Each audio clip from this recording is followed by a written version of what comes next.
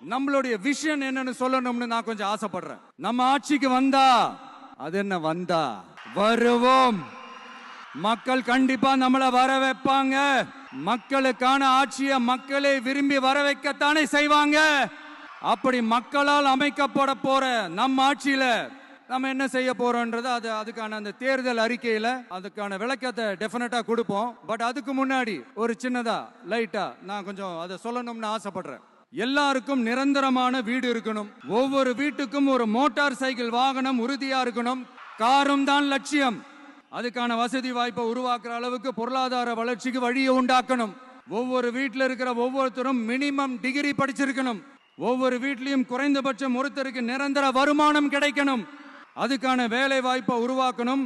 அதுக்கு தகுந்த மாதிரி கல்வியில பாடத்திட்டத்துல சீர்திருத்தம் செய்யணும். கவர்மெண்ட் ஹாஸ்பிட்டல்ஸுக்கு மக்கள் எல்லாரும் பயம் இல்லாம நம்பி போற மாதிரி மாத்தணும். பருவமழை காலத்துல ஏற்படுற வெள்ளத்தால ஊரும் சரி மக்களும் சரி விவசாயமும் சரி பாதிக்கப்படாம இருக்கணும்.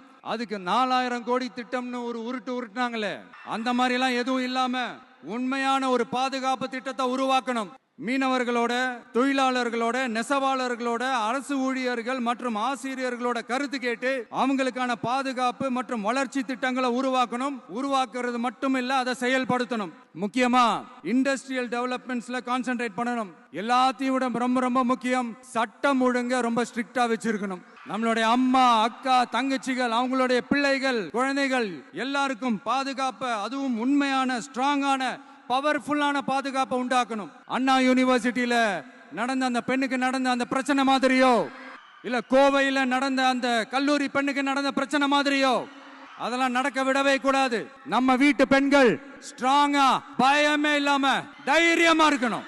இதை எப்படி செயல்படுத்த போறோன்றது முன்னாடி சொன்ன மாதிரி நம்மளுடைய தேர்தல் அறிக்கையில அதுக்கான விளக்கத்தை ரொம்ப டீட்டெயில்டா கொடுப்போம். நான் சும்மா மத்தவங்க மாதிரி அவங்கள மாதிரி எல்லாத்தையும் அடிச்சு விட்டுட்டு ஏமாத்துற வேலையெல்லாம் இங்க கிடையாது நம்ம கிட்ட.